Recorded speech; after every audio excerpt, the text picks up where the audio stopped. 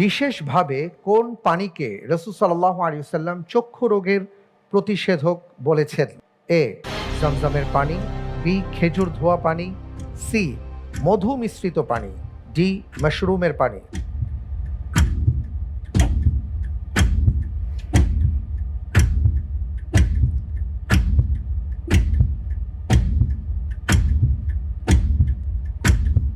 আলহামদুলিল্লাহ, আলহামদুলিল্লাহ।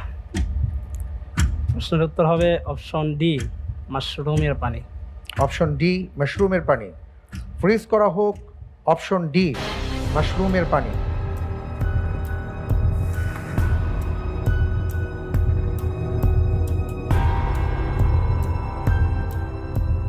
আপনি বলছেন যে রাসূল সাল্লাল্লাহু আলাইহি ওয়াসাল্লাম মাশরুমের পানিকে চক্ষু রোগের প্রতিষেধক বলেছেন।